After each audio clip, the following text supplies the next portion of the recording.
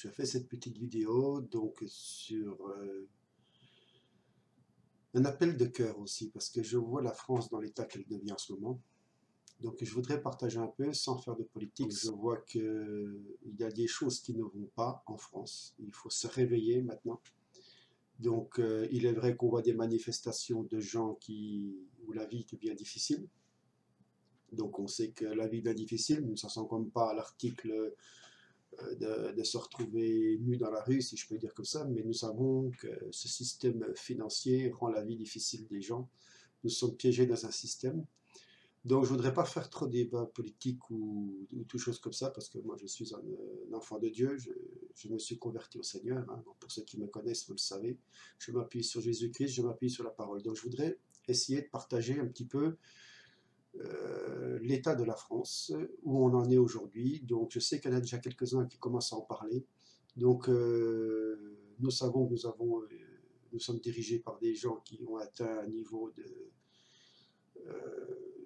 de désordre, de comment on peut dire, si on peut appeler ça, cette oligarchie financière. Ces gens, bon, ben, ce n'est pas une communauté, ce n'est pas un État, mais ce sont des gens qui ont atteint un sommet au niveau de la gloire, de l'argent, qui ont pris le pouvoir. Donc il suffit de creuser un petit peu dans l'histoire sur la franc-maçonnerie, sur les Illuminati, sur le gros Bilderberg. Ça aussi, vous faites des recherches, vous connaîtrez l'histoire un petit peu de ce qui se passe sur nos pays. Mais on voit beaucoup des gens qui dénoncent ces personnes qui dirigent les nations, qui sont dans ces systèmes-là. Mais bon, ben, ce n'est pas pour les protéger que je dis ça. Attention, hein, je pèse mes mots. Mais simplement, je voudrais vous avertir que l'état de la France, les Français eux-mêmes, il y a beaucoup à revoir aussi. Parce que c'est bien beau de critiquer les hommes de l'oligarchie, parce que si nous aurions peut-être eu l'opportunité de prendre leur chemin, je crois qu'on ne serait pas mieux qu'eux, hein. Tout le monde cherche l'argent, tout le monde cherche la gloire, tout le monde cherche la tranquillité, la paix, on veut la vie facile, voilà, on veut consommer, une société de consommation. Donc, je voudrais essayer d'apporter une petite lumière sur ce qui se passe sur la France, c'est sous nos yeux et il faut vraiment en prendre compte. Il ne faut quand même pas oublier que, pour ceux qui ne croient pas en Jésus, bon, ben, si vous avez cette vidéo, écoutez-la jusqu'au bout parce que ça peut vous interpeller. Amis chrétiens, si on peut s'appeler chrétien, parce que je sais que moi j'ai ma position en Jésus-Christ, je sais que nous faisons partie de l'Église de Jésus, mais nous ne faisons pas partie d'un mouvement religieux. Bon, la vidéo n'est pas là pour ce débat, hein. Ça, on pourrait refaire une autre vidéo pour ça. Donc je voudrais interpeller un petit peu, nous tous, qui sommes français sur ce sol, toutes couleurs confondues, toute origine confondue. Donc nous vivons dans un système, dans un pays qui nous a donné un confort, qui nous a donné un mode de vie. Et ce mode de vie nous a apporté à rentrer dans une surconsommation. Mais aussi nous sommes tombés dans des pièges où l'ennemi, on peut appeler ça l'ennemi, vous savez que Satan existe, vous savez que Satan, c'est lui qui dirige le monde terrestre aujourd'hui, à travers tout ce système oligarchique, tous ces systèmes financiers, tous ces systèmes pyramidaux, hein, si je peux exprimer ça comme ça. Donc il faut bien se remettre en question. Nous vivons dans un système où Satan dirige les choses, dirige les hommes pour les amener à la perdition. Il faut comprendre que nous marchons dans un pays, dans une nation, dans un système où on nous entraîne dans une corruption à tous les niveaux, à toutes les échelles. On a beau être des petits ouvriers, nous avons beau être des personnes qui se croyons justes, sincères, on fait notre petite vie, boulot, dodo, voilà, bonjour aux voisins, voilà, on consomme, on veut les belles choses, tout ça. Donc, mais il faut savoir que ce système nous entraîne dans un état de conscience où on se rend plus compte que nous avons abandonné Dieu, nous avons abandonné ses commandements, nous avons abandonné sa parole. Et sachez que Satan, qui est derrière ces religions, ont entraîné les gens à se diviser, à s'amener à se haïr carrément et à se rejeter, se détester. Aujourd'hui, nous en voyons le résultat, nous voyons l'état de, on va déjà prendre l'état de la France, regardez autour de nous ce qui se passe en ce moment. Cette révolte, bon, je ne veux pas dire que je ne veux pas être pour, je ne veux pas être contre, hein, ce n'est pas le but de cette vidéo. Et ben, il faudrait peut-être se remettre tous en question, voyons ce qui se passe dans nos vies, ce que nous avons fait à travers notre existence, avec nos ancêtres aussi, ce qui s'est passé en France, et je voudrais quand même interpeller des points essentiels que le système nous a amenés à accepter. Et donc nous sommes automatiquement contre Dieu, contre ses commandements, et je voudrais vous montrer que ben, si je vous disais que nous rentrons dans un jugement, bon, ben, vous allez me traiter de fou, de gourou, de je sais pas quoi, bon, enfin, de tout ce que vous pourrez, de ce que vous voulez, ça m'est égal. Mais regardez comment nous vivons autour de nous, cette jalousie qu'il y a, cette méchanceté, ce rejet entre nous. Il n'y a plus l'amour fraternel comme bon, au niveau des chrétiens, mais il n'y a plus cet amour de vouloir s'entraider, de vouloir se... Nous avons des mouvements, alors je veux bien reprendre les mouvements des Gilets jaunes, bon, ben, j'approuve qu'il faut que les hommes doivent bouger, parce que c'est les petits contre les grands.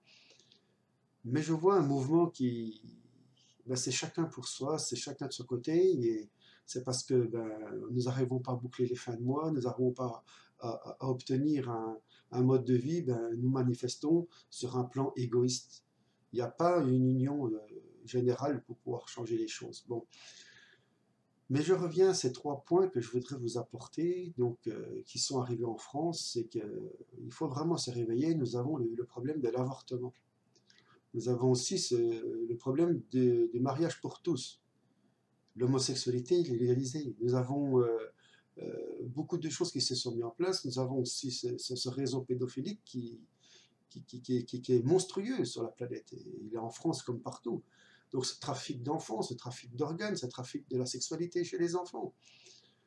Nous avons donc la théorie du troisième genre. Bon, ben, ça c'est sûr, on nous traite de je sais pas quoi. Ben, il faut bien comprendre qu'on est en train de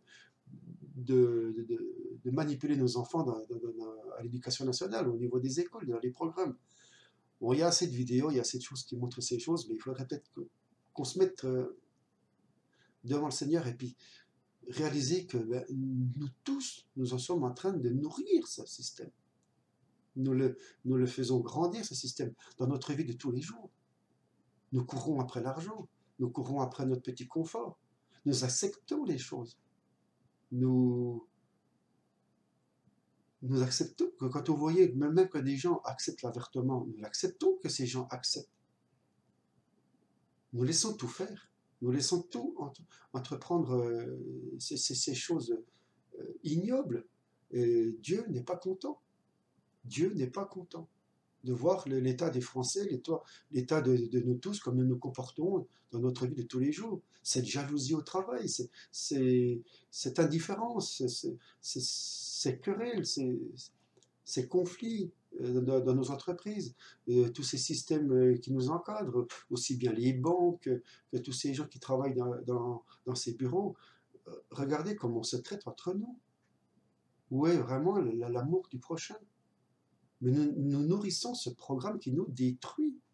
Qui nous détruit. Et nous sommes complètement contre Dieu, contre ses commandements. Et à un moment donné, ben, la coupe déborde. Et Dieu va se manifester. Et moi je dis, Dieu se met en colère.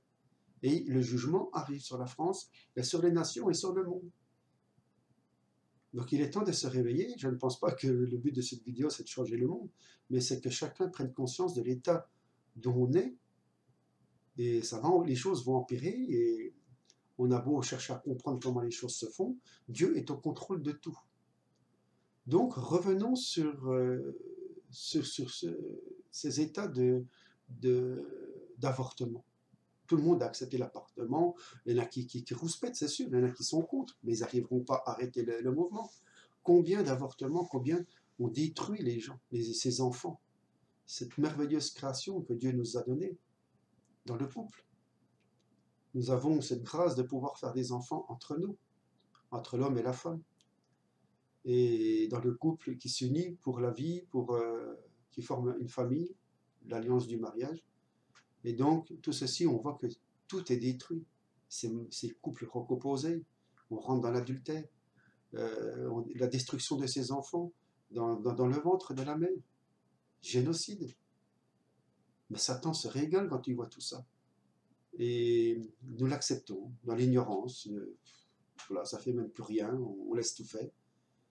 où on voit tous ces mariages pour tous. Bon, on a pris l'excuse des homosexuels, mais il y a aussi cette histoire de mariage pour tous, donc c'est vraiment détruire la relation du mariage qui est faite pour l'homme et la femme. Dieu a bien dit l'homme quittera son père et sa mère pour se dire avec sa femme, pas avec ses femmes ou avec, si on allait dire des choses, parce qu'il faut bien comprendre derrière qu'il se passe des choses ignobles au niveau rapport sexuel avec animaux, avec, bon, on appelle ça, je ne sais plus comment, moi, la zoologie, enfin, je ne sais plus, enfin, je ne suis pas un expert.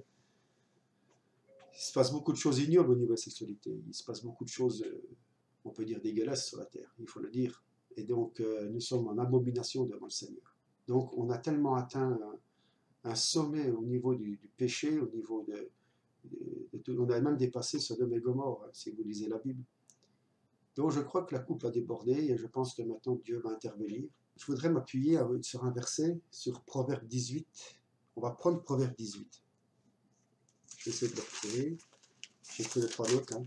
Proverbe 18 à partir du verset 2, que je vais lire. Écoutez bien. Donc, je vous la lis. L'insensé ne prend pas plaisir à l'intelligence, mais à ce que son cœur soit manifesté. Quand le méchant vient, le mépris vient aussi, et le reproche avec l'ignominie. Les paroles de la bouche d'un homme sont des eaux profondes. Et la source de la sagesse est un torrent qui bouillonne. Il n'est pas bon d'avoir égard à l'apparence de la personne du méchant pour renverser le juste en jugement. Les lèvres de l'insensé entrent en querelle, et sa bouche appelle les combats. La bouche de l'insensé est une ruine pour lui, et ses lèvres sont un piège pour son âme. Donc, à force de pouvoir toujours amener le monde dans ce désordre, dans cette abomination, à un moment donné, quand on accumule les couches de bêtises, nous voyons que le Seigneur il va agir. Et nous voyons dans ce pays une division, les gens se querellent pour un rien. Nous voyons que maintenant, le jugement commence. Le jugement commence. De toute façon, on va aller droit au casse-pipe. Ça c'est clair, on y va. Comment? Bon, il suffit de suivre un petit peu l'actualité.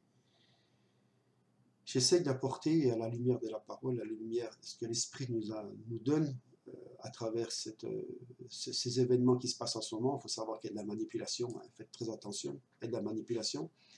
On va amener le monde à un chaos. On va amener le monde à un chaos pour que les personnes soient vraiment sous prise d'une dictature oligarchique financière dans le monde. Et pour arriver à ce sujet-là, donc il faut, à cet état-là, il faut vraiment qu'ils arrivent à détruire et à prendre le contrôle de la population. Bon, voilà. Donc, pour ramener vraiment c'est comme si on voulait mettre en colère le Seigneur, pour que vraiment les choses se fassent. Elle fait comprendre que les choses ne vont pas, mais on prend ça à la légère. Donc, l'avortement, j'en reviens, donc destruction d'un être vivant. Donc c'est un génocide. Pour moi, c'est un génocide, c'est un sacrifice. L'homme sacrifie. Donc Satan se régale, parce qu'il faut comprendre qu'il y a un monde satanique derrière nous, autour de nous. Et donc, nous faisons des sacrifices. Des sacrifices par millions en France, dans le monde, dans l'Europe. Voilà, on tue des enfants pour pouvoir avoir une vie, parce qu'on a fait des choses pas bien. Voilà. L'adultère, les orgies sexuelles, les rapports sexuels à outrance. On y va. On est heureux, on y va dedans, on y va à fond. Donc accumulation. Donc je voudrais revenir aussi un petit peu sur ce trafic pédophilique. Donc on voit bien toutes ces affaires où ces enfants, les trafics d'enfants, le trafic sexuel, mais on le sait, mais ça nous fait ni chaud ni froid. Tant que ça ne touche pas nos enfants, bon, le reste on s'en fiche. Donc on voit une lassitude, on voit une indifférence. On ne prend pas conscience dans l'état qu'on est aujourd'hui dans ce monde. Et je vous dis qu'on a atteint un summum dans le péché qu'on n'a jamais atteint sur la planète. Tout paraît tout beau, tout paraît tout vert, tout paraît magnifique, on voit rien, on entend, ouais, complot, machin. Mais on n'a pas l'air de réaliser qu'on est tous en train de creuser notre propre fosse. Donc il y avait un passage que je voudrais revenir dans Proverbe 26, si je ne me trompe pas, Proverbe 26. Je voudrais donc revenir à peu près vers le verset, donc Proverbe 26 à peu près au verset 27. Donc, je reprends à partir du 25. Lorsqu'il parle gracieusement, ne le crois pas, car il y a cette abomination dans son cœur. La malice de celui qui la cache, comme dans un lieu secret, sera révélée dans l'assemblée. Donc aujourd'hui, on voit que les choses vont commencer à se révéler. Les choses vont montrer que le monde ne va pas, qu'on est vraiment dans l'abomination. Donc, celui qui creuse la fosse, y tombe. Et la pierre retourne sur celui qui la roule. Donc la parole nous prévient. À force d'aller dans ce sens-là, bon, on creuse notre propre fosse. Donc il va se passer des choses très difficiles. Il est temps de se réveiller. Je ne voudrais pas faire une vidéo sensationnelle, machin, tout. Voilà, donc c'est tout simple, c'est le cœur, c'est pour avertir. Les frères et sœurs en Christ comprendront ce que je dis. J'espère que vous, les gens du monde, si je peux me parler comme ça, qui sont athées, ou vous, les religieux qui marchent à fond dans vos systèmes religieux, dans vos programmes, sans vous attaquer, sans vous agresser, réveillez-vous parce que nous nourrissons ce feu qui va nous brûler dans notre vie de tous les jours. Est-ce que nous avons vraiment l'amour de notre prochain, de notre voisin, dans nos familles? Est-ce que nous avons vraiment cette compassion envers les autres? Nous ne pensons qu'à nous-mêmes, à nos voitures, nos maisons, le frigo super bien rempli, les gros repas. On veut tout faire les choses en grand. Est-ce que nous nous occupons vraiment? On se cache derrière des associations, on donne un petit billet, on va donner 2 paquets de nouilles dans un magasin ou des pâtes pour dire qu'on a fait quelque chose, et puis ça part, et puis on a la conscience tranquille, mais on n'a rien fait. Mais vous ne voyez pas que ça ne va pas en ce moment? Que les choses sont en train de se dégrader et que même vous arrivez sur des barrages, les gens s'énervent, enfin les barrages des gilets jaunes, on a déjà des morts, des blessés. Regardez déjà, on est en temps de paix encore. Donc vous imaginez demain s'il y a un conflit mondial, s'il y a un conflit physique entre races, entre nations, contre une oligarchie qui écrase un peuple, une révolte. Donc vous imaginez les règlements de compte, vous imaginez moi je ne crains rien à l'éternel, je m'appuie sur le Seigneur. Mais ça va être très très très difficile pour faire comprendre ça aux enfants de Dieu, aux chrétiens, enfin si on peut s'appeler chrétien, c'est un terme. Il est urgent de se réveiller, il est urgent de prendre conscience de l'état. Nous allons droit au casse-pipe, nous allons droit vraiment à l'effusion de sang, ça va brûler, ça va... Je voudrais simplement faire comprendre que nous avons atteint un danger au niveau du péché quand on voit ce mode de vie que nous avons aujourd'hui et qu'on écrase les gens qui ont des bonnes idées, qui peuvent apporter du changement dans cette vie, s'il a appuyé avec le Seigneur, si c'est dans la volonté du Seigneur. Bon, moi, je ne suis pas du style à faire des grosses vidéos pour vous expliquer quoi que ce soit, pour faire du tape à l'œil ou quoi que ce soit. J'essaye d'apporter ce que je ressens à travers ces mouvements. On n'arrive pas à se positionner, on ne voit pas beaucoup de chrétiens qui comprennent à ses collègues de travail, à ses membres de sa famille, que ça ne sert à rien de monter à Paris pour aller taper et casser. Parce que ce que l'oligarchie veut, c'est qu'on se détruise entre nous. Il est vraiment temps de comprendre si on pouvait revenir à Jésus-Christ, si on pouvait revenir à sa parole, mais sa parole pure, et se repentir de son état de péché, de son état, de ce qu'on est devenu, peut-être par tromperie, peut-être par ignorance, même pour ceux que c'est volontaire.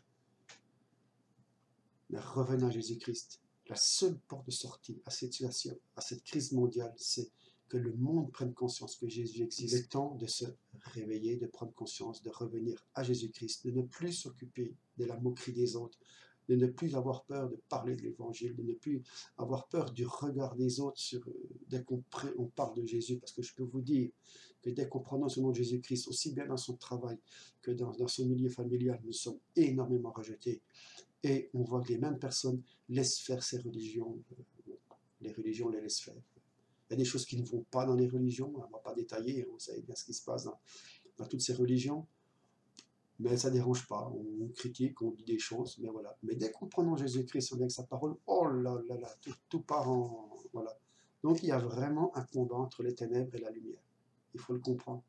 Et dès que les personnes viennent avec cette lumière, eh ben, elle éblouit tout doucement dans ce monde des ténèbres. Il faut le temps que les gens s'habituent, tout doucement, à voir que ben, Jésus existe, Jésus est vivant et il est mort à la croix pour nous. Il a pris le péché du monde sur nous. Il est temps de revenir. Moi, je ne peux pas aller plus loin pour vous. C'est de cœur. C'est vraiment que vous vous tourniez, que vous mettiez vraiment à genoux, que vous brisiez votre orgueil, votre résistance à cette vérité, à ce refus de cette vérité et de revenir vraiment à Jésus-Christ. Essayez.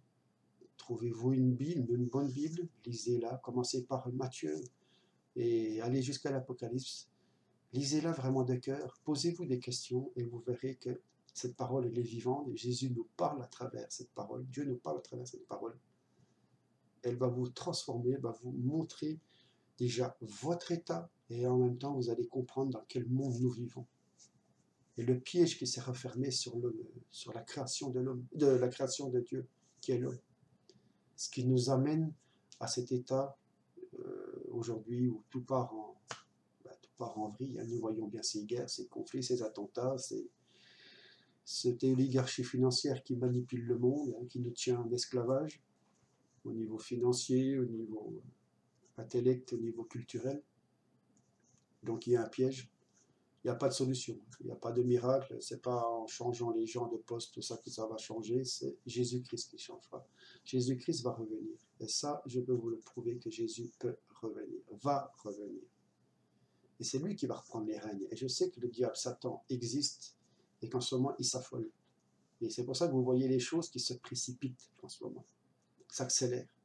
Donc il est temps de ne pas tomber dans le piège et vraiment de revenir à Jésus-Christ et d'aller apporter cette parole autour de nous, de montrer que même si nous n'avons pas été parfaits, nous ne sommes pas parfaits, ça c'est clair.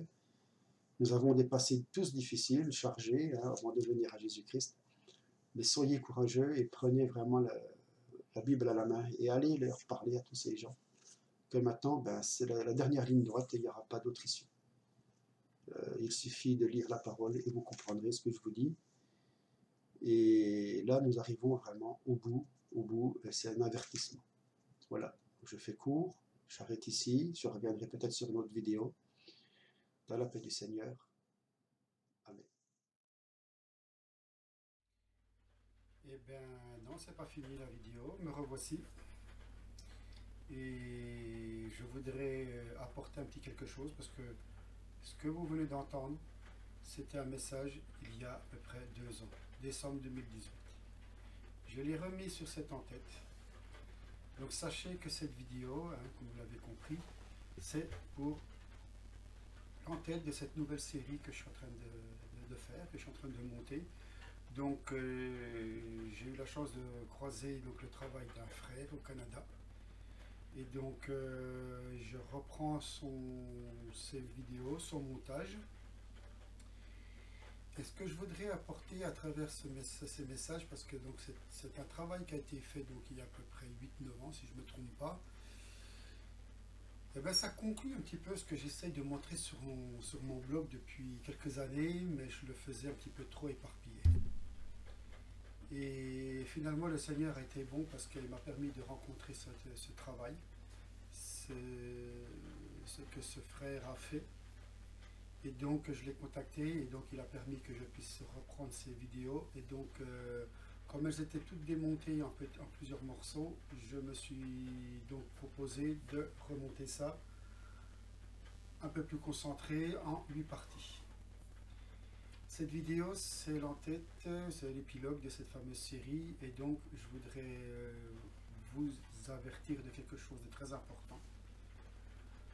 Et là, ça va parler, premièrement, aux gens du monde, vous qui ne croyez pas, absolument pas, en Jésus-Christ ou en Dieu, parce que Jésus a fait à la croix. En ce moment où je fais cette vidéo, nous sommes en octobre 2020, donc ça sera pour le futur que je précise ceci. C'est qu'on voit que la société, comme elle tourne aujourd'hui, on se pose beaucoup de questions. Et comment ça se fait que le monde aujourd'hui arrive avec ce qui se passe au niveau attentat, au niveau fausse pandémie, si on peut dire ça, fausse pandémie, destruction de l'éducation, destruction des foyers, il n'y a plus rien qui va dans cette société. Il n'y a plus rien qui va. Il ne faut pas se cacher la face. Il n'y a rien qui va, on essaye de rester un petit peu derrière son petit confort, son petit acquis, tous en tant qu'égoïstes. Et on a beaucoup ont peur. Beaucoup ont peur, beaucoup sont inquiets, mais ne veulent pas entendre la vérité. Aujourd'hui, cette vérité, elle est un peu morcelée sur Internet, dans l'information, parce qu'il faut savoir qu'il y a une grosse censure, mais il y a une grosse manipulation. Donc aujourd'hui, beaucoup de chrétiens, et moi aussi, je le faisais aussi, c'est qu'on s'engageait un petit peu trop dans les choses du monde et on revenait un petit peu trop dans les choses du Seigneur. Et on n'arrivait pas à associer aussi. Ce qui se passe en ce moment, c'est très très très très grave. Et donc il faut essayer de... Ce n'est pas qu'il faut essayer, c'est qu'il faut le faire. C'est qu'en même temps, il faut expliquer aux gens du monde. Il faut dire aux gens du monde où en est notre Terre, notre planète, notre système. Si j'ai appelé cette série « La réalité cachée du monde actuel ». Donc quand vous allez écouter cette série de vidéos, donc ce sera basé aussi sur un fond biblique et chrétien. Parce que maintenant, il ne faut plus travailler soit du côté du monde, soit que côté chrétien, qui malheureusement met la tête dans le sable et on attend que ça se passe. À part quelques-uns qui commencent à se réveiller en tant que chrétiens, qui s'appuient avec la parole pour vous expliquer la réalité du monde, de la société, comme elle tourne et comme elle fonctionne depuis quelques décennies, voire 2 ou 3 siècles, voire même depuis l'aube des temps. Donc, si vous avez le courage, si vous avez la volonté, écoutez ces 8 vidéos, écoutez-les, analysez-les, et vous allez voir qu'il y en a qui vont être choqués, il y en a qui vont être surpris, il y en a que ça va leur rappeler quelque chose, il y en a qui ont entendu parler de ci, qui ont entendu parler de ça. Là, ce qui a été fait, c'est un travail formidable, il a été vraiment bien monté, et c'est très très très bien expliqué. Chaque poste que vous découvrirez, je ne vais pas énoncer ça maintenant, je vous laisse la surprise, chaque poste peut être creusé encore par la suite, pour mieux comprendre encore ce qui se passe dans le monde. Et vous allez comprendre comment ce monde dirige. Et je m'adresse à vous, les personnes qui ne croyaient absolument plus du tout en Dieu et en Jésus-Christ. Le fameux Jésus catholique, le Jésus évangélique, attention, on en est loin de là, très loin.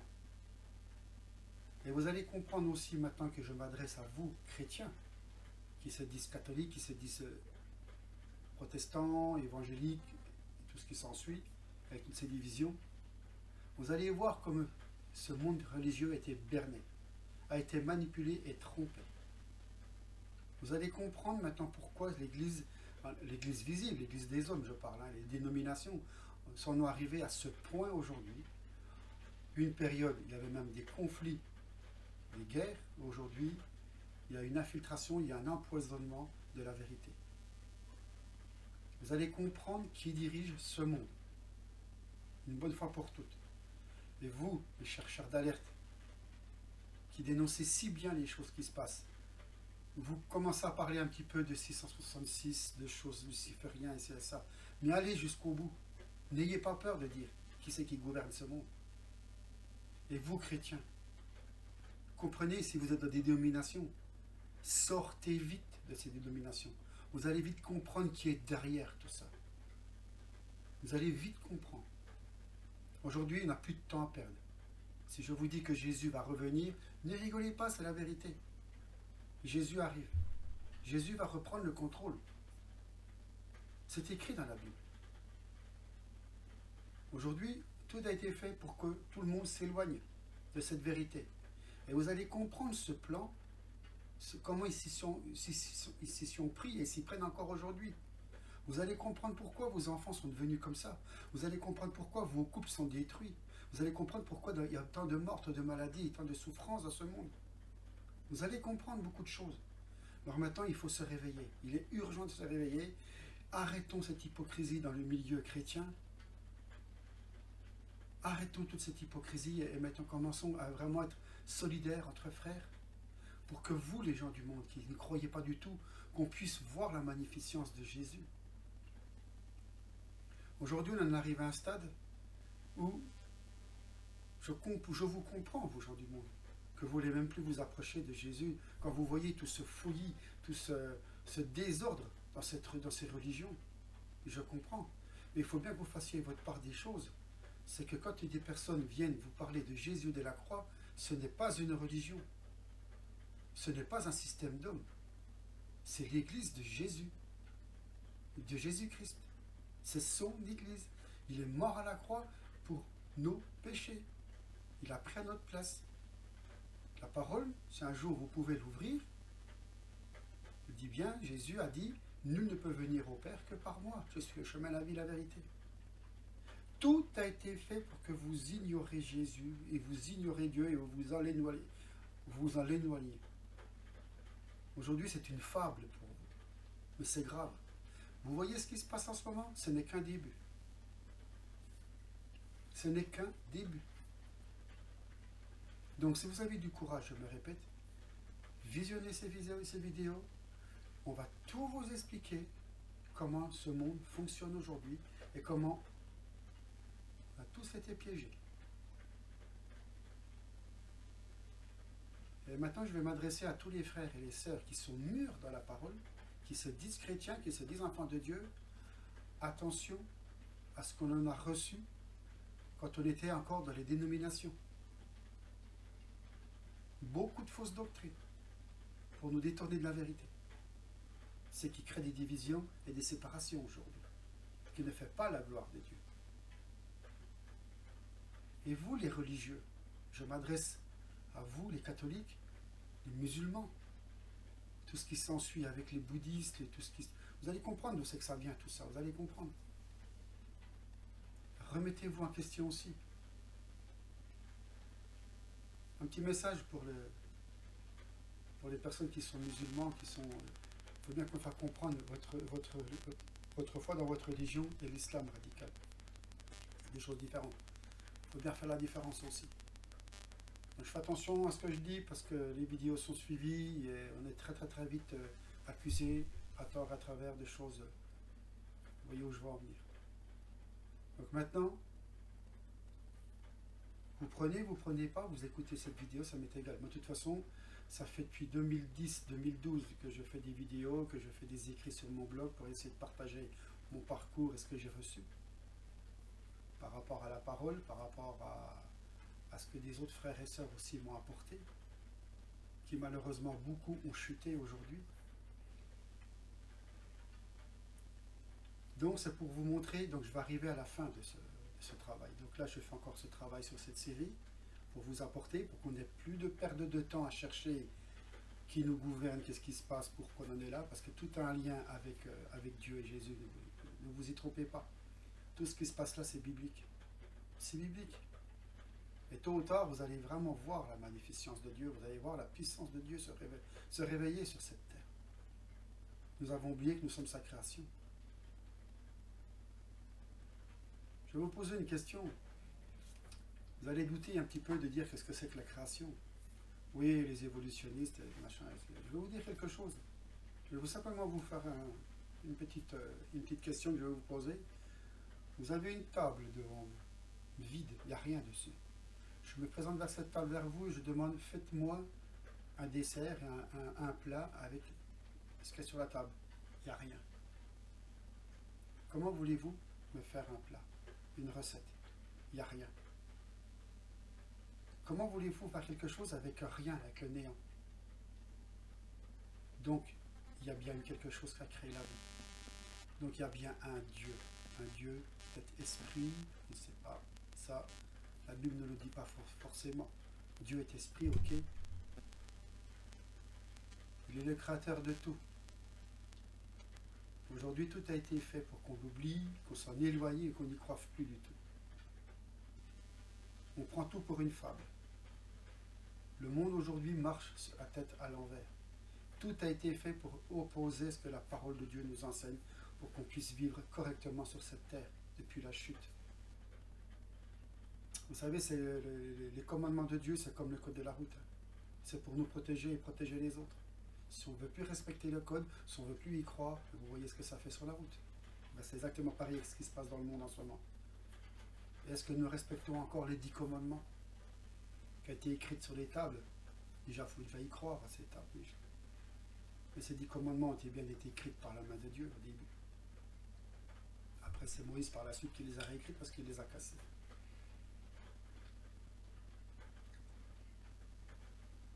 Donc maintenant, aujourd'hui, dans mon travail que je fais sur ce blog, j'arrive au bout.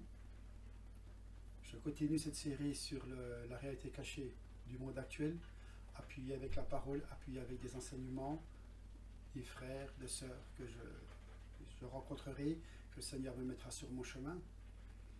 Je m'adresse à vous aussi, les frères et sœurs en Christ, qui sortez des dénominations, qui vous dites que vous voulez marcher avec Jésus seul, mais vous arrivez comme avec le peuple Égypte, avec toujours encore vos bagages derrière, de tout ce que vous avez reçu de ce monde théologique, philosophique aussi. Donc il y a un mélange. Faites attention, faites le nettoyage aussi de votre côté. Donc là maintenant, vous aurez tout devant vous pour comprendre aussi le piège dans ces religions, comment on a pu être formaté aussi à certaines doctrines, qu'on a du mal à s'en sortir, puis on mélange tout avec une demi-vérité, et puis voilà, on marche à cloche-pied. Donc cette vidéo, elle est vraiment faite de cœur.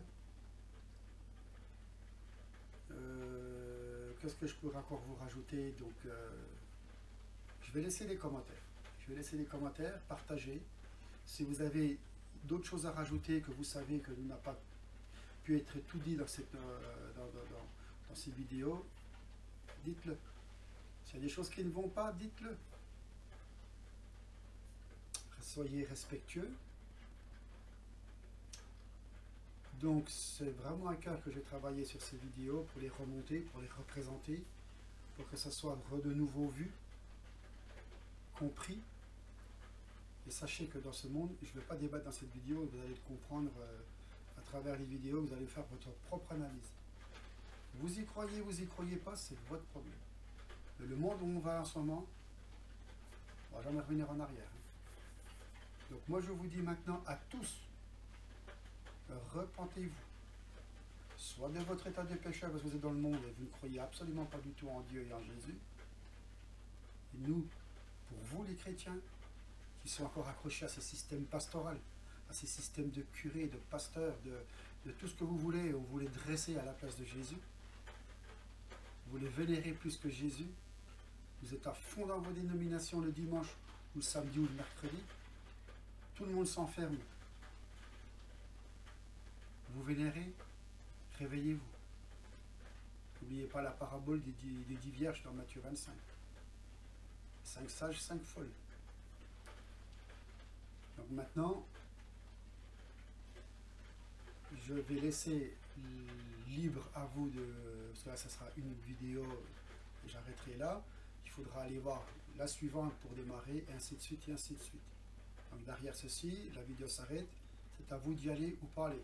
Je vais construire une page sur mon blog exprès pour que vous ayez tout ensemble, pour pas que ça soit trop éparpillé sur ma page YouTube. Allez dans l'ordre. La 1, la 2, la 3 jusqu'à 8. La 8 elle est spéciale. Mais n'allez-y pas directement. Suivez dans l'ordre, c'est chronologique. Sinon vous n'allez rien comprendre.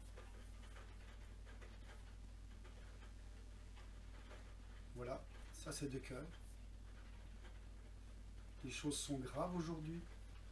Il est temps de se réveiller, il faut comprendre qui c'est qui nous dirige, qui c'est qui est en train de manipuler cette foi chrétienne.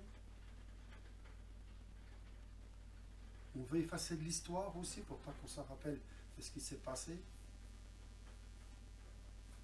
Donc j'espère que ce travail qui a été fait il y a 8-10 ans, on va dire 8 ans, va vous rafraîchir la mémoire, va vous permettre de découvrir ce qui se passe.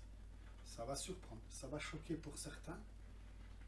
Il y en a qui vont absolument rejeter, il y en a qui... Ça m'est égal ça. Il y en a qui vont découvrir, il y en a qui vont accepter, tant mieux pour vous. Moi j'ai fait mon boulot, j'arrive à la fin, voilà. Mon blog c'est une chaîne d'information aussi quelque part, c'est pour informer, c'est pour alerter. Certes, il y a des erreurs, hein, comme dans tout. On peut se tromper, on peut très bien mal interpréter certaines choses. Mais voilà, on est en 2020, on arrive à la fin 2020, vous voyez ce qui se passe dans le monde actuellement, il se passe des choses très graves, très difficiles. ce n'est pas parce qu'on a peur que je fais cette vidéo, mais c'est quand même pour vous avertir que ça ne va pas aller en marche arrière. Que si vous commencez à vous intéresser à la Bible, vous allez voir que c'est tout à fait biblique, ce qui se passe. Et voilà, donc je ne vais pas aller plus loin. Vous avez dû comprendre que ma démarche. Donc vous avez vu en première partie mon ressenti déjà il y a 2 ans. C'était le début des manifestations en France. Je me suis permis de la remettre parce que pour vous montrer un petit peu que je me préparais, je voyais les choses arriver. Je reviendrai plus tard après cette série, je reviendrai faire des vidéos pour vous expliquer, pour vous partager encore ce que j'ai reçu. Je ne vais pas vous les donner maintenant, j'attends encore un peu et vous allez voir que, juste une petite parenthèse, l'année 2021 elle va être très longue, c'est tout ce que je peux dire. Voilà, soyez bénis, je vous dis bonne vidéo si vous voulez y aller, si vous voulez les regarder. Vous comprendrez tout de suite dans le bain, vous allez tout de suite comprendre déjà dans la première où on en est déjà. Je vous dis à bientôt, je vous souhaite bon courage à tous, merci d'avoir écouté cette vidéo et j'espère que ça va vous aider, ça va vous alerter et puis que celui-ci, moi je vous dis que c'est Jésus-Christ de Nazareth.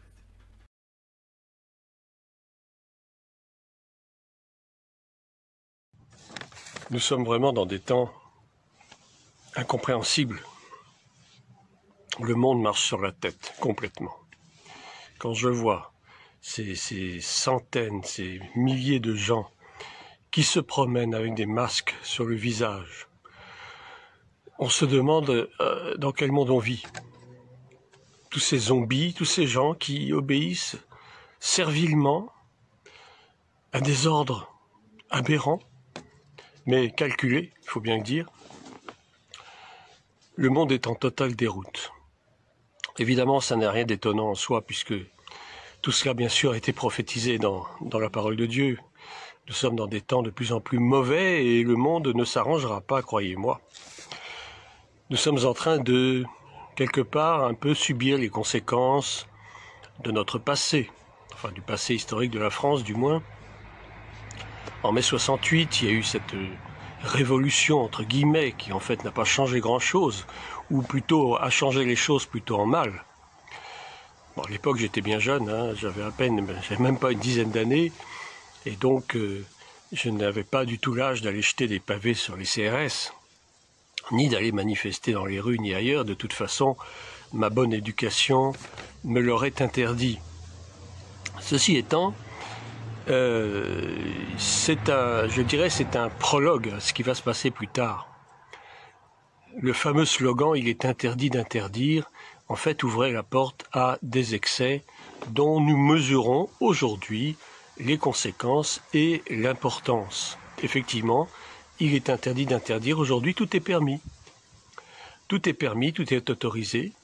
Sauf que, en parallèle de cela, bien que tout soit en théorie permis, eh bien, nous voyons que nos libertés sont en train de s'amenuiser de jour en jour, de semaine en semaine. Et lorsque je vois tous ces gens qui sont pétrifiés, je dirais presque, apeurés, paniqués par cette histoire de Covid-19, qui a fait des victimes, je n'en disconviens pas, il y a eu des morts, effectivement. Mais sérieusement, quand vous interrogez certains médecins sérieux, des médecins qui ont la tête sur les épaules, qui vous diront que parmi tous ces décès, on ne peut certainement pas affirmer à 100% que tous soient dus, imputables au Covid-19. Je ne suis pas le seul à le dire, je ne suis pas le premier, je ne suis pas le dernier, je fais peut-être que répéter ce que d'autres ont déjà dit avant moi. Peu importe, particulièrement dans les maisons de retraite, j'ai eu l'occasion de travailler dans des maisons de retraite, eh bien, on dénombre pratiquement entre 30 et 40% de décès sur toute une population qui compte entre 80 et 100 résidents. Eh bien, si vous interrogez un peu, j'allais dire en catimini, entre deux portes, les infirmières et les médecins, en tout cas ceux qui sont de bonne foi, ceux qui sont honnêtes, ils vous diront que, en fait, ils ne savent pas trop si tous ces gens sont vraiment morts du Covid-19. Tout cela, c'est pour vous dire que nous marchons de plus en plus vers une catastrophe annoncée, une catastrophe écrite. Et je crois qu'il faut que nous soyons sur nos gardes, il faut que nous soyons très prudents. Il faut que nous continuions à veiller sur nous-mêmes, à veiller sur nos familles, bien sûr, et surtout à veiller sur la parole de Dieu, c'est-à-dire la méditer. Alors aujourd'hui, je vous ai choisi ce passage de la première épître de Jean, au chapitre 4, un passage que certainement vous connaissez, à partir du verset 2. « Reconnaissez à ceci l'Esprit de Dieu. Tout esprit qui confesse Jésus-Christ venu en chair est de Dieu. Et tout esprit qui ne confesse pas Jésus n'est pas de Dieu. C'est celui de l'Antéchrist dont vous avez appris la venue et qui maintenant est déjà dans le monde. » Verset 4. « Vous, petits enfants, vous êtes de Dieu et vous les avez vaincus, parce que celui qui est en vous est plus grand que celui qui est dans le monde. Eux, ils sont du monde. C'est pourquoi ils parlent d'après le monde, et le monde les écoute. Nous, nous sommes de Dieu. Celui qui connaît Dieu nous écoute, celui qui n'est pas de Dieu ne nous écoute pas.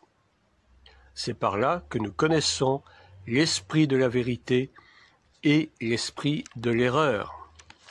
Eh bien, chers amis, je crois que vraiment nous sommes en plein dans le monde qui est conduit par l'esprit de l'erreur. L'esprit de l'Antéchrist, il est bel et bien présent. Il agit à travers nos gouvernants. C'est pour ça que j'ai intitulé cette vidéo « Des assassins au pouvoir ». Point d'interrogation. Vous allez peut-être trouver que ce titre est un peu provocateur. Bien sûr, je l'ai fait exprès, vous en conviendrez. D'abord parce que parfois, ça m'arrive d'avoir un esprit un peu provocateur. J'aime bien ça, ça m'amuse. Et puis, je pense que dans les temps où nous vivons, si l'on n'est pas un peu provocateur, eh ben, on va mourir bêtement. On va mourir à force d'écouter la télévision. On va mourir à force de lire les journaux. On va mourir à force d'écouter toutes les insanités qui se répandent sur Internet, qui nous font croire à une deuxième vague d'épidémie, qui nous font croire que bientôt on ne pourra plus sortir de chez soi sans être masqué, même pour prendre sa voiture, enfin des choses invraisemblables, complètement folles. Mais tout cela, bien sûr, est mûrement réfléchi et mûrement calculé. Alors si je pose la question, sommes-nous entre les mains d'assassins au pouvoir, je répondrai oui, bien sûr, mais ceux-là, j'allais dire, ne sont même pas responsables directement de ce qu'ils font ou de ce qu'ils disent. Ils sont manipulés, ils sont instrumentalisés par un super pouvoir, par des super assassins qui sont au-dessus d'eux. Et vous les connaissez certainement, et on en parle souvent. Ce sont ceux qu'on appelle des mondialistes, des mondialistes, c'est-à-dire ceux qui veulent réunir le monde en une sorte de village global, hein, un petit peu exactement comme ce que disait Orwell dans un de ses romans, 1984 je crois, que j'avais lu il y a fort longtemps. À l'époque c'était traité comme de la science-fiction, mais maintenant je crois que ça n'est plus de la science-fiction. C'est effectivement une sorte de prophétie qui est en train de se réaliser lentement mais sûrement. Donc nos dirigeants savent très bien ce qu'ils font parce qu'ils sont aux ordres d'un super pouvoir. Et ce super pouvoir, ce sont une poignée d'hommes, sans état d'âme, sans aucun scrupule, avec des cœurs de pierre. Ce sont des hommes qui ne pensent qu'à une chose, dépopuler le plus possible, tuer le plus de gens possible, pour pouvoir s'emparer des richesses de la terre, enfin du moins ce qu'il en reste, parce que déjà malheureusement la terre a déjà bien été pillée en divers endroits. Mais enfin, ces gens-là savent très bien ce qu'ils font. Il n'y a pas de hasard, il n'y a pas de fatalité. Les choses sont mûrement calculées, mûrement réfléchies et sont en train de s'accomplir. Nous sommes en plein dedans. Effectivement, ce que nous dit la parole de Dieu, nous sommes envahis, entourés de l'esprit de l'erreur, qui consiste à faire croire au monde des mensonges gros comme des maisons.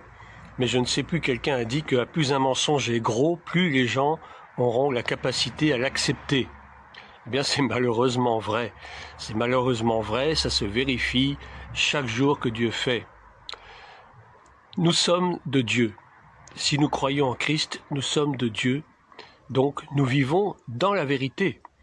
Et notre souci à nous, c'est de prêcher la vérité. Malheureusement, il y a aussi des chrétiens qui se laissent attraper, qui se laissent berner, qui se laissent mener en bateau par cet esprit de l'erreur, qui consiste à prendre le mal pour le bien et le bien pour le mal. Regardez ce qui se passe avec cette loi de bioéthique qui est en train d'être discutée au Parlement. Et d'ailleurs, ce qui m'a énormément choqué, parce que l'autre jour, j'ai regardé un petit peu les débats à l'Assemblée nationale à propos de cette loi de bioéthique, mais c'est absolument scandaleux de voir que l'hémicycle était pratiquement vide. Il manquait, j'allais dire, presque les 4/5 des députés. Ce qui prouve que cette question, qui est pourtant extrêmement grave, extrêmement sérieuse, qui engage notre société tout entière, qui engage des familles tout entières, là on veut quoi? On veut détruire la famille.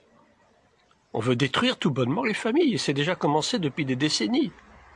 L'avortement est déjà un premier pas dans la destruction de la famille.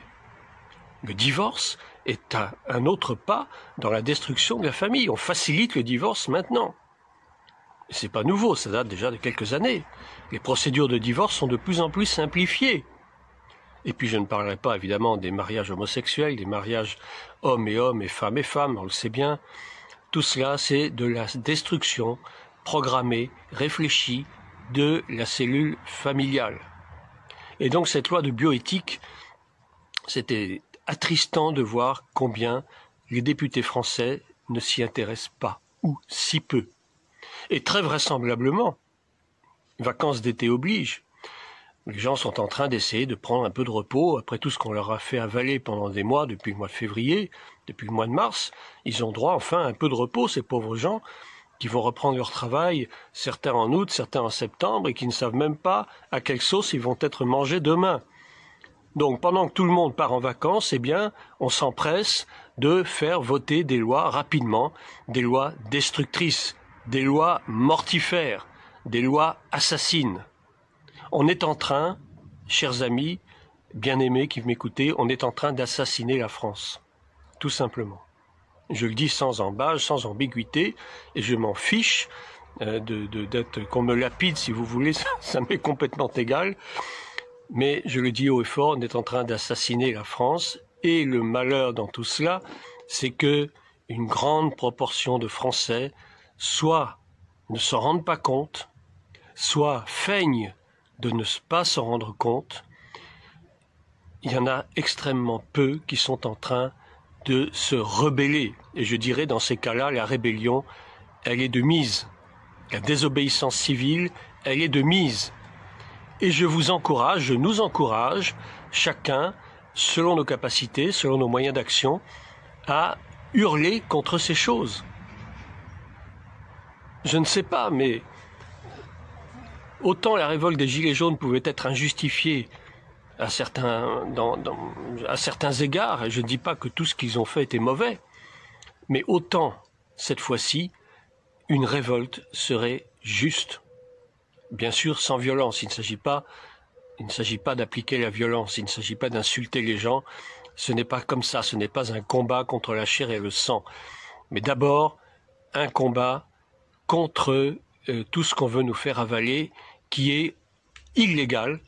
Le port des masques est totalement illégal. On ne peut pas obliger des gens à porter des masques. Vous avez des gens qui sont asthmatiques, qui ont des problèmes respiratoires, et on va très certainement trouver des gens qui vont décéder d'affections cardiaques ou respiratoires dues à un excès du port du masque. C'est totalement ridicule et infondé scientifiquement, médicalement. Et c'est une mesure politique, coercitive, antisociale, et qui va contre le bien de l'être humain. Donc c'est un combat juste que de descendre dans la rue ou bien de manifester. Vous pouvez faire des vidéos aussi pour protester. Vous pouvez écrire aussi à l'Élysée, moi je l'ai fait et je suis prêt à le refaire, pour contester. S'il le faut, saisir des avocats, mais des gens qui soient évidemment pas proches du gouvernement, ça va de soi, Si vous avez les moyens de le faire, bien entendu. Tout le monde n'a pas cette portée-là. Mais en tout cas, trouvez des moyens pour contester, pour ne pas accepter l'inacceptable. Et je dirais même en tant que chrétien, il faut que l'Église fasse entendre sa voix. Je suis désolé, mais depuis 50 ans, l'Église est devenue complètement aphone. L'Église se tait. L'Église ferme ça, je dirais pas le mot, mais vous m'avez compris. L'Église ne parle plus comme elle devrait parler. L'Église ne conteste plus toutes ces mesures antisociales qui détruisent la famille. Ou alors certains le font, mais malheureusement ça n'est pas suivi d'effet parce qu'il n'y a pas de consensus véritable. Les chrétiens ne sont jamais d'accord entre eux. Ah oui, les catholiques font ci, les protestants font ça. Mais non, c'est pas comme ça qu'il faut réagir. Il faut que tout le monde soit d'accord pour mener des actions justes et qui soit efficace. Il faut une bonne fois pour toutes que les chrétiens tapent du poing sur la table. C'est inadmissible de traiter des êtres humains de cette façon. Qu'on soit chrétien ou pas chrétien. Ce que je dis, c'est valable pour tout le monde. C'est valable pour les Français en général. Je ne fais aucune distinction. Et ce qui est valable pour la France l'est pour les autres pays, évidemment. Évidemment. Mais chose curieuse, c'est particulièrement en France où on voit le plus de ces mesures coercitives qui n'ont aucun sens et qui sont en train de mettre à plat le pays du point de vue social, du point de vue économique, du point de vue sanitaire, bien sûr. Cette histoire de Covid-19, c'est un énorme scandale sanitaire. C'est le pot de fer contre le pot de terre. Ce sont les médecins de bonne volonté, les chercheurs intelligents, les gens sensés contre les industries de Big Pharma, etc., qui sont des géants, qui amassent des milliards, des dizaines de milliards, qui sont pressés de faire vendre un vaccin sur le marché parce que ça va engendrer des dizaines, des centaines de milliards de bénéfices. Et ces gens-là, bien sûr, ne peuvent pas cracher sur cette soupe. Il faut contester, sans violence certes, mais il faut contester, il faut que l'Église ouvre sa bouche. Je le fais de mon côté, avec les peu de moyens que j'ai, mais je le fais tant et si bien. J'essaye de le faire aussi bien que possible, et je vous engage aussi à le faire. Il n'est pas normal que nous nous laissions gouverner par des gens sans conscience, sans âme, sans cœur. C'est l'esprit de l'Antéchrist. Alors vous me direz, oui, mais toutes ces choses doivent arriver, c'est prophétisé dans la Bible. Oui, bien sûr que c'est prophétisé. Nous savons que ces choses vont se produire. Nous savons que l'Antéchrist est à la porte. Nous savons que nous sommes à l'orée d'un gouvernement mondial, si ce n'est déjà fait. Si vous écoutez des gens comme Jacques Attali, par exemple, il est certain que le gouvernement mondial est déjà en place, mais d'une façon très subtile, qui n'est pas visible aux yeux. Mais nous devons ne pas nous laisser faire parce que le temps de Dieu n'est pas le temps des hommes. Ce que les hommes ont décidé n'est pas forcément ce que Dieu lui-même a décidé. Ce n'est pas parce que les laboratoires sont en train de mettre au point des vaccins que demain tout le monde se fera vacciner. Dieu peut empêcher ça, parce que c'est pas dans son plan. Mais il faut nous lever et intercéder. Il faut prier pour que ces choses n'arrivent pas avant le temps. Vous savez, le diable est à l'affût, le diable sait qu'il lui reste très peu de temps. L'esprit de l'Antéchrist est à l'œuvre, comme il est dit dans 1 Jean. Eux, ils sont du monde, c'est pourquoi ils parlent d'après le monde et le monde les écoute. Ah, c'est au verset 3. Tout esprit qui ne confesse pas Jésus n'est pas de Dieu. C'est celui de l'Antéchrist dont vous avez appris la venue et qui maintenant est déjà dans le monde. Il est déjà dans le monde. L'esprit de l'Antéchrist, mais l'Antéchrist aussi, il est déjà dans le monde. Et je vous en reparlerai certainement dans le 3e volet de ce fameux enseignement que beaucoup trépignent pour entendre, mais je n'ai pas encore trop le temps de m'en occuper. Je le ferai, soyez-en sûrs, ce sera fait, et il y a de fortes présomptions pour que ce personnage, enfin j'en dis pas plus, vous le saurez.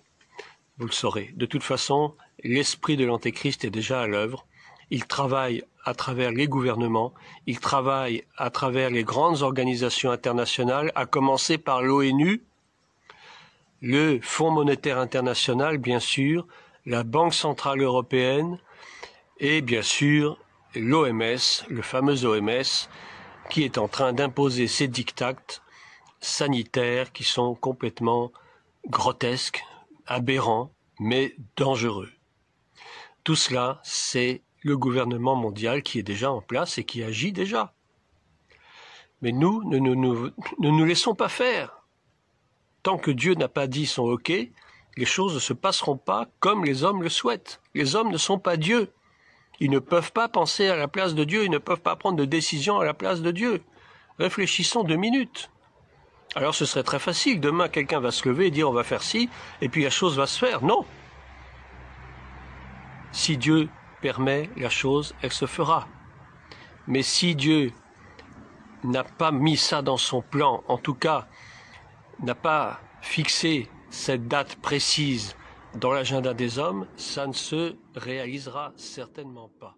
Des assassins au pouvoir. Je vais revenir sur 2 points principaux. Le premier point concernant ce fameux, entre guillemets, projet de loi de bioéthique. Et je voudrais tout de même, avec bien entendu en appui la parole de Dieu, vous montrer comment ce projet de loi bioéthique est complètement insensé et par là même complètement criminel et contribue très largement à ce que j'ai appelé l'assassinat de la France.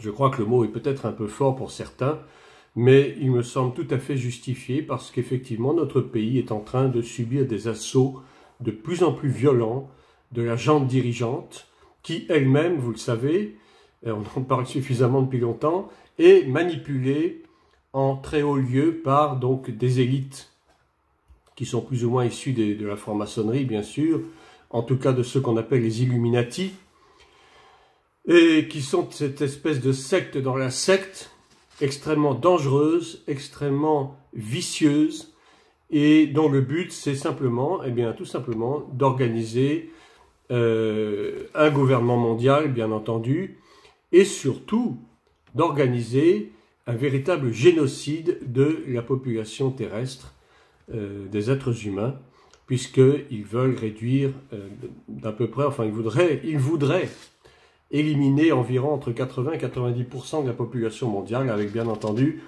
à l'appui toutes les possibilités de pandémie, de guerre, d'attentats, de terrorisme, etc., etc. Et aussi avec des technologies de pointe qu'on appelle les nanotechnologies, dont les fameuses puces RFID, qui serviront bien sûr aussi à pister et à détecter les mouvements humains. Et donc nous serons forcément tous fichés. Mais bon, Dieu soit loué, je pense que nous n'arriverons pas jusque-là. Et nous prions bien sûr pour que le Seigneur revienne avant tout cela, pour que nous n'ayons pas à subir tous ces assauts criminels de la part de cette élite multimilliardaire, sans scrupules, sans état d'âme, sans cœur. Donc ce projet de loi bioéthique qui a été déjà lu une première fois en 2019, oui effectivement, de quoi s'agit-il? Eh bien, il s'agit, des points, j'ai relevé les points principaux, de la PMA, c'est-à-dire la procréation médicalement assistée pour les femmes seules, donc mères isolées, enfin pas en tout cas futures mères éventuellement isolées, et pour couples lesbiens, c'est-à-dire donc des couples de femmes. Donc procréation, déjà je voudrais m'arrêter un tout petit peu sur ce mot, procréation, qu'est-ce que ça veut dire? Il y a le mot création, alors on sait bien ce que signifie le mot création, et vous avez le préfixe pro qui peut avoir 2 sens. Le premier c'est pour, ça viendrait du latin pour, le grec aussi donne la même traduction, mais ça veut dire également à la place de. Donc si vous comprenez bien ce que ça renferme, eh bien, procréation, ça consiste à créer à la place de. À la place de qui? Eh bien, à la place du Créateur, cela s'entend. Or, le Créateur, il est unique, nous le connaissons, c'est Yahweh, le Dieu puissant, l'unique Dieu, Elohim, celui qui a créé les cieux et la terre et tout ce qui s'y trouve. Donc, l'homme est chargé de procréer, c'est-à-dire il se met tout simplement à la place du Créateur pour engendrer, en fait, il ne crée rien du tout, c'est pour ça que le terme est assez impropre, il ne crée rien du tout, il ne fait qu'engendrer, il ne fait que donner la vie, et en réalité, il s'agit de la matérialisation physique d'une vie qui existe déjà. Parce que bien avant que nous naissions du sein maternel, et bien avant même que les cellules mâles et femelles aient fusionné pour former l'embryon, eh bien, nous existions déjà dans le plan divin. En fait, l'embryon n'est que la matérialisation du plan de Dieu par rapport à la vie humaine. Dieu sait déjà de toute éternité combien d'êtres humains naîtront sur la terre depuis l'origine jusqu'au temps marqué de la fin. Donc, procréation, c'est une mauvaise appellation. Il ne s'agit pas de se mettre à la place du Créateur, mais c'est tout simplement donner, enfin si on peut dire donner la vie, c'est-à-dire faire en sorte que la vie se matérialise sous la forme physique que nous connaissons tous, puisque nous sommes tous nés d'un père et d'une mère. Alors voilà le problème de cette PMA pour femmes seules et pour couples lesbiens, fait totalement abstraction de la présence du père. Plus besoin de père, plus besoin de mari.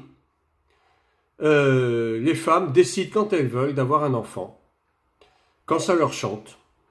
Un petit peu comme acheter une confiserie. Elles ont envie d'une confiserie, ou elles ont envie d'une robe neuve, ou elles ont envie d'un nouveau bijou. Eh bien, j'ai envie d'un enfant, je vais faire un enfant.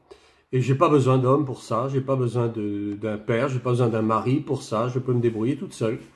Voilà, une fois de plus, une conséquence néfaste de ce qu'on a appelé le féminisme des années 40-50, qui a abouti avec le mouvement de libération des femmes dans les années 60-70.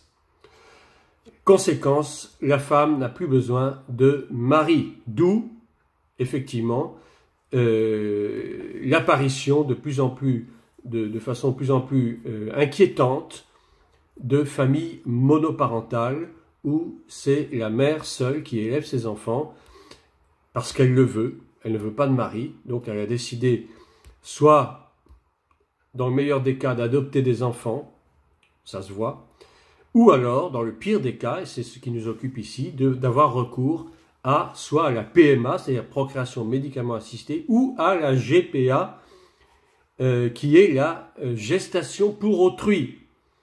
Je ne vais pas trop m'étendre dessus, mais enfin, c'est aussi quelque chose de totalement tordu, la gestation pour autrui, c'est-à-dire les mères porteuses.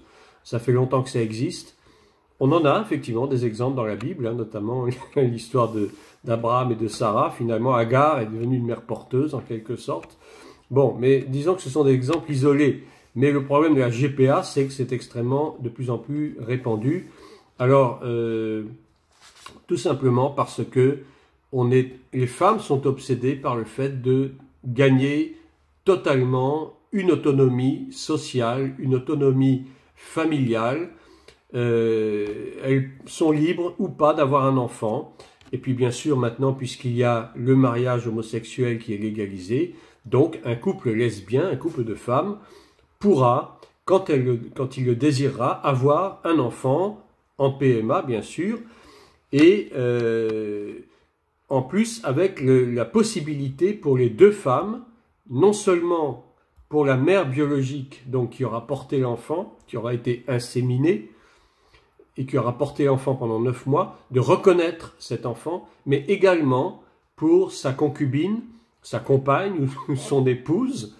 J'ai un peu honte d'employer ce mot-là, qui est totalement inadapté, inapproprié, mais c'est comme ça. Donc sa concubine pourra également, légalement, reconnaître l'enfant, bien qu'elle ne l'ait pas porté. Voilà, ça c'est un des premiers points qui concerne cette loi de bioéthique, qui est donc en seconde lecture actuellement à l'Assemblée nationale et qui sera très vraisemblablement ratifiée par le Sénat, parce que il faut dire aussi que nous sommes en pleine période estivale, comme je le disais, et donc le gouvernement s'acharne à faire voter des lois à la va-vite, de façon à ce que les gens n'aient pas le temps de réagir, qu'il n'y ait pas lieu de débattre sur ces questions qui sont pourtant des questions cruciales pour l'avenir de l'humanité. Le sens de l'histoire, c'est la fatalité. On va nous dire, ben non, c'est normal, c'est le progrès social, c'est normal, nous allons vers une amélioration de la condition humaine. Je ne trouve vraiment pas qu'il y ait amélioration de la condition humaine dans ce cas-là. Et qu'est-ce que nous dit la Bible par rapport à cette affaire de couple de femmes? Est-ce que Dieu a créé l'homme et la femme, ou bien est-ce que Dieu a créé la femme et la femme? Nous connaissons tous, bien sûr, ce chapitre 1, Genèse 26, Genèse chapitre 1, verset 26, je vais m'en sortir. Puis Dieu dit, faisons l'homme à notre image, selon notre ressemblance, et qu'il domine sur les poissons de la mer, sur les oiseaux du ciel, sur le bétail, sur toute la terre, sur tous les reptiles qui rampent sur la terre. Dieu créa l'homme à son image, il le créa à l'image de Dieu, il créa l'homme et la femme. Au verset 28, Dieu les bénit et Dieu leur dit, soyez féconds, multipliez, remplissez la terre et l'assujettissez, dominez sur les poissons de la mer. Voilà, il y a 4 consignes que Dieu donne. Premièrement, soyez féconds, reproduisez-vous entre vous, mais entre hommes et femmes, bien entendu, non pas entre femmes et femmes, ce qui naturellement est impossible, et c'est pour ça que ces femmes ont recours à un artifice médical. Multipliez, remplissez, assujettissez. Voilà les 4 consignes que Dieu a données à l'homme, à la création, et ces 4 consignes sont en passe d'être bafouées totalement par cette histoire de PMA, cette histoire de loi de bioéthique qui va totalement à l'encontre de la parole de Dieu. Et c'est normal puisque nous vivons dans un monde qui est entièrement dominé par l'esprit de l'antéchrist, c'est-à-dire que toutes les lois que vont faire voter le gouvernement, les gouvernements, parce que la France n'est malheureusement pas le seul cas, eh bien, toutes ces lois ont été mûrement réfléchies, travaillées de longue date dans les loges maçonniques essentiellement, ou chez les Rose-Croix, enfin dans toutes ces sociétés secrètes, et particulièrement la franc-maçonnerie, qui pond ces lois. Elle a pondu les lois sur l'avortement, elle a pondu les lois sur l'euthanasie, enfin le droit de mourir dans la dignité, appelez ça comme vous voulez, et maintenant elle vient à pondre cette loi de la bioéthique, totalement antéchrist.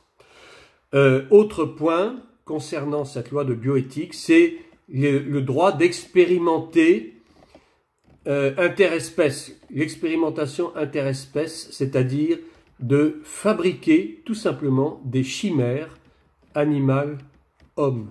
Dans quel but? Eh bien, soi-disant, pour pallier à l'insuffisance d'organes de remplacement pour les greffes médicales notamment. On dit qu'il n'y a pas assez de donneurs d'organes. Alors pour pallier à ça, eh bien, on va fabriquer des organes à partir de cellules souches embryonnaires d'enfants, et on va introduire ces cellules souches chez des animaux, et on va pouvoir fabriquer des nouveaux organes qui pourront être greffés chez les personnes qui ont besoin d'être greffées, que ce soit un rein, que ce soit un foie, que ce soit un cœur, c'est tout ce que vous voulez. Donc il s'agit d'expérimentation entre les espèces animales et l'espèce humaine.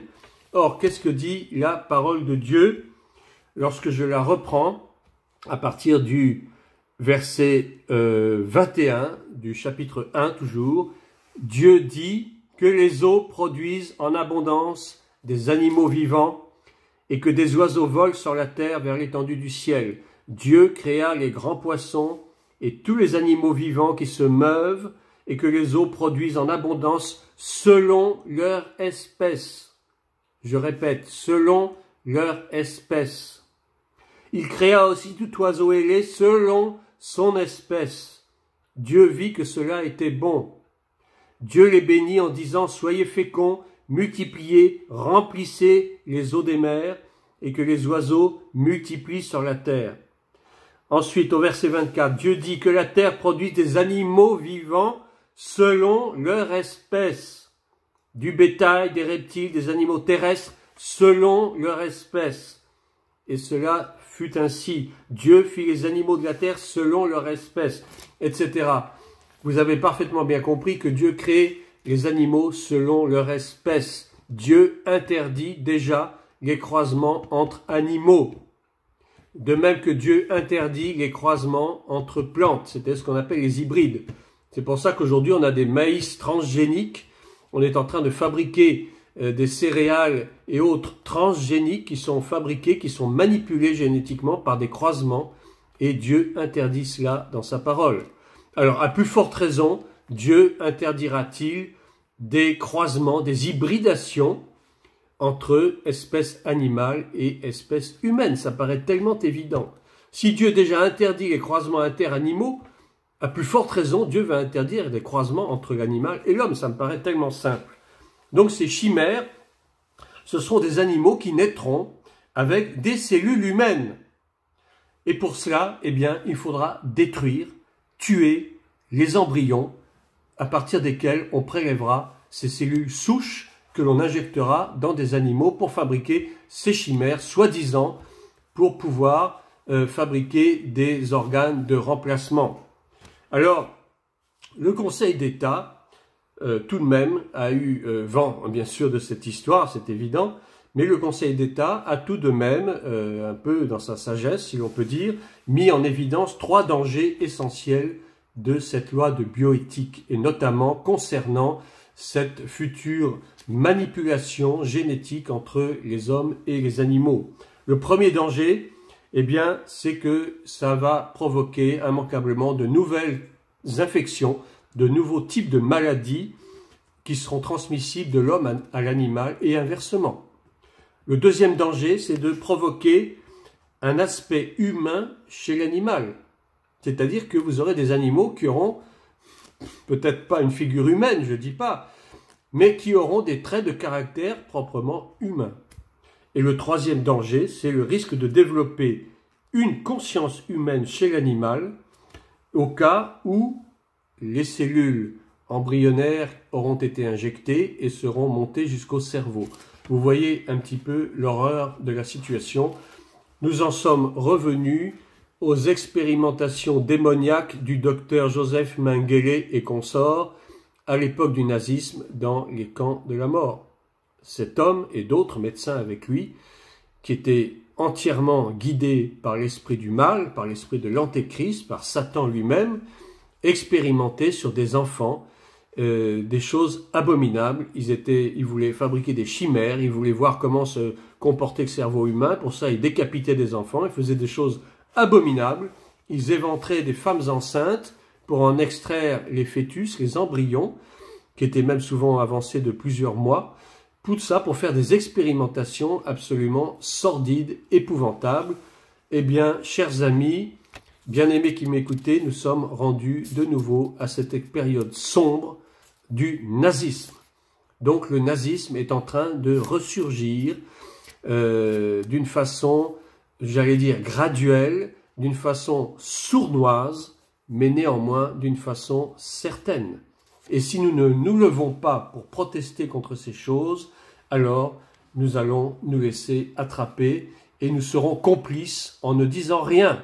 Et j'insistais dans ma première vidéo pour que nous nous combattions contre ces choses. Contre ces choses. Alors, je reviens au fait qu'effectivement, tout cela est prophétisé dans la Bible, mais tout cela ne peut pas avoir lieu tant que Dieu lui-même n'aura pas donné son aval sur ces choses. Et en attendant, eh bien, nous devons lutter contre ça, parce que il s'en va de la survie de l'espèce humaine, il s'en va de la survie même de nos enfants et de nos petits-enfants.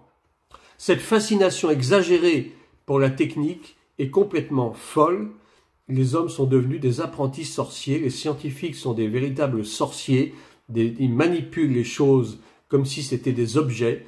L'espèce humaine est devenue une denrée marchande, une denrée qui sert aux expérimentations pour fabriquer des choses qui, soi-disant, permettront à l'homme de vivre plus longtemps, le transhumanisme notamment, toutes ces choses horribles, et tout cela, bien sûr, secondé par la technologie, les nanotechnologies, la 5G, dont j'avais déjà parlé dans une vidéo, qui va permettre donc de formater l'esprit humain, c'est-à-dire que ça aura une action et un impact très puissant sur la pensée de l'être humain qui en arrivera à ne plus penser par lui-même, mais à penser ce qu'on va lui donner à penser. Tout cela, ça fait peur, ça fait froid dans le dos, mais nous devons lutter tant que le temps de Dieu n'est pas arrivé. Et je vais pour terminer reprendre ce passage d'Éphésiens chapitre 6 à propos du combat spirituel, parce que bien entendu nous n'avons pas à combattre contre la chair et le sang, nous ne sommes pas là pour user de violence, nous ne sommes pas là pour insulter les autorités, mais nous sommes quand même là pour faire élever notre voix. Et je suis au regret de remarquer que l'Église réformée, l'Église protestante, l'Église évangélique ne proteste pas. L'Église ne dit rien. Mais par contre, l'Église catholique, oui, l'Église catholique se lève tout de même qu'elle s'est levée au temps où on mettait en péril l'école libre dans les années 80 sous Mitterrand, eh bien, ils ont eu gain de cause et l'école libre a pu continuer à vivre. De la même façon, je trouve anormal que l'on ne lutte pas. On a essayé de lutter contre le mariage pour tous, malheureusement ça a échoué. Et je trouve anormal qu'on ne cherche pas à élever la voix, à protester contre cette loi de bioéthique qui est totalement insensée, qui est totalement criminelle. Éphésiens chapitre 6, verset 12. « Car nous n'avons pas à lutter contre la chair et le sang, mais contre les dominations, contre les autorités, contre les princes de ce monde de ténèbres, contre les esprits méchants dans les lieux célestes. C'est pourquoi prenez toutes les armes de Dieu, afin de pouvoir résister dans le mauvais jour et tenir ferme après avoir tout surmonté. Tenez donc ferme, ayez à vos reins la vérité pour ceinture, la vérité, alors que nous vivons dans le mensonge. Revêtez la cuirasse de la justice, nous vivons dans l'injustice. Mettez pour chaussure à vos pieds le zèle que donne l'évangile de paix. On est en train de batailler, enfin le monde est en train de batailler contre l'évangile. Prenez par-dessus tout cela le bouclier de la foi, avec lequel vous pourrez éteindre tous les traits enflammés du malin. Prenez aussi le casque du salut et l'épée de l'esprit qui est la parole de Dieu. La parole de Dieu est vilipendée, la parole de Dieu est moquée. On se moque des chrétiens, alors que si on s'avise de se moquer de l'islam et des musulmans, on va nous tirer dessus à boulet rouge, mais on a le droit de se moquer des chrétiens, c'est tout à fait normal. Faites en tout temps par l'esprit toutes sortes de prières et de supplications. Veillez à cela avec une entière persévérance et priez pour tous les saints. Je suis absolument outré de toutes ces choses et j'espère que vous l'êtes aussi. Croyez-moi, les temps sont extrêmement mauvais. L'antéchrist est à la porte. Luttons tant que Dieu n'aura pas donné son aval, tant que le temps de Dieu n'aura pas sonné. Et il reste encore des choses à accomplir avant que les prophéties soient entièrement réalisées, avant que l'enlèvement de l'Église ait lieu. Il reste encore du temps. Mais en attendant, luttons parce que les choses vont aller très vite. Et si on ne lutte pas, eh bien nous serons très vite dépassés, submergés et on ne pourra plus rien faire. Donc, prenons les armes de Dieu, luttons spirituellement, combattons spirituellement. Il ne s'agit pas simplement de faire des petites prières ordinaires. Non, non, des prières de combat spirituel. Hein, pour ceux qui sont spirituels, vous comprenez ce que je suis en train de vous dire. Je vous souhaite bon courage à tous. Restons unis. Le problème des chrétiens, c'est qu'ils ne sont pas unis, sont de plus en plus divisés. Les églises sont divisées. Il y a tellement de dénominations différentes que ça en devient complètement aberrant, absurde. Les pasteurs eux-mêmes sont divisés. Ils n'enseignent même pas ces choses à l'église. Pour ma part, j'essaie de le faire tant bien que mal, mais c'est bien difficile parce que les mentalités sont tellement étroites. La bénédiction, oui, c'est ça, on a besoin de bénédiction, on a besoin de paroles prophétiques. Mais lorsqu'il s'agit de parler de choses cruciales et vitales, eh bien, plus personne n'écoute, malheureusement. J'ose espérer que cette vidéo éveillera les consciences de certains, que Dieu nous vienne en aide. Voilà. Merci Seigneur pour ce moment. Je prie pour que ce message touche les cœurs de tous ceux et celles qui vont écouter, pour que nous soyons vraiment à la brèche pour combattre, ne serait-ce que pour nos familles, nos enfants, nos petits-enfants. Merci Seigneur pour ta grâce, au nom de Jésus.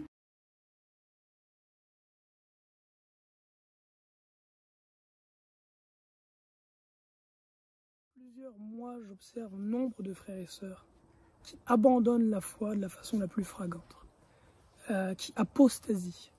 Des frères qui étaient pasteurs, qui prêchaient l'évangile, qui m'ont aidé personnellement dans ma marche avec le Seigneur à ouvrir mes yeux, qui du jour au lendemain renoncent à Jésus-Christ, qui du jour au lendemain moquent la parole de Dieu, l'Esprit de Dieu, des sœurs qui étaient de bonnes mères de famille, qui ont des enfants de l'âge de mes enfants, des enfants de 1 an, 2 ans, qui abandonnent leur mari pour aller vivre dans la fornication et la débauche sexuelle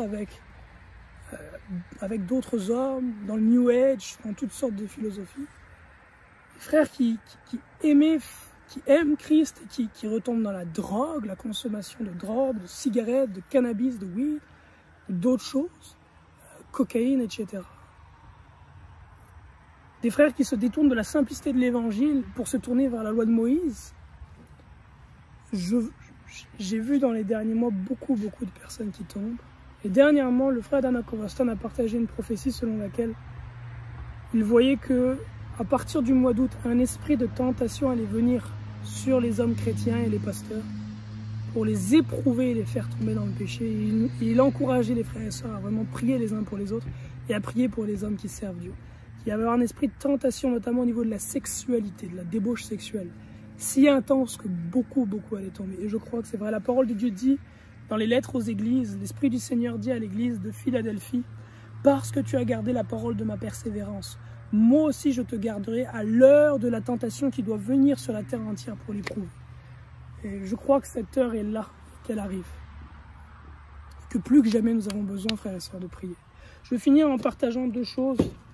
La parabole des vierges folles et des vierges sages. Dans cette parabole-là, 10 vierges, nous dit le Seigneur Jésus-Christ, qui attendent l'époux. Les 10 sont vierges. Ce n'est pas 5 vierges et 5 débauchés, c'est 10 vierges. Et les 10 attendent l'époux. Les 10 ont une lampe et les 10 lampes brûlent. Mais certaines n'ont pas d'huile de recharge. Les 10 s'endorment, toutes s'assoupissent. Lorsque l'époux arrive, les 10 se réveillent. Et simplement les 5 qui ont de l'huile peuvent aller à la rencontre de l'époux. Les 5 sans huile doivent aller en acheter. Et quand elles en ont acheté, elles arrivent trop tard. Le Seigneur leur dit, je ne vous connais pas. Pierre, dans un de ses épîtres, nous dit, vous faites bien de prêter attention à la parole prophétique qui brille comme une lumière dans l'obscurité. Je crois, je me trompe peut-être. Mais ce que je crois, c'est que cette lampe-là, des vierges, c'est la parole prophétique, c'est les rémas de Dieu. C'est la direction qu'il va donner à son peuple dans les derniers temps. C'est les indications qu'il nous donnera pour pouvoir tenir contre les pièges de l'ennemi, pour tenir sous la persécution et les épreuves. Je crois que cette lampe des vierges, je crois que cette lampe, c'est la parole prophétique, c'est la parole de Dieu fraîche qui est donnée à chaque jour, à chaque matin, à l'homme de Dieu, à la femme de Dieu, aux enfants de Dieu, par des rêves, des visions, des songes, pour donner la direction et la guidance. Et je crois que sans cette parole-là, nous allons être comme des poules pas de tête, comme on le dit en bon québécois. Courir à droite, à gauche, ne sachant où aller, étant autant en détresse, angoissé que le reste du monde. Mais si nous nous tenons proches de Dieu, que nous sommes en prière, en intercession, dans la parole de Dieu, nos vases seront remplis d'huile et nos lampes ne manqueront pas d'éclairer. Nous aurons sans cesse les directions du Seigneur. Et bien voilà, nous arrivons à la fin de cette vidéo, un petit peu plus longue que prévu. Donc je vais boucler donc, cette première vidéo, donc cette vidéo d'en-tête par rapport à la série La réalité cachée du monde actuel. Le fond est posé. Maintenant, à vous d'aller sur ces nouvelles vidéos. Elles sont pour vous. Méditez, écoutez, analysez. Je reviendrai après sur ces 8 vidéos. Je reviendrai après à travers d'autres explications, d'autres révélations. Je fais court parce qu'elle est déjà un peu longue cette vidéo. Soyez tous encouragés. Bon visionnage. À bientôt.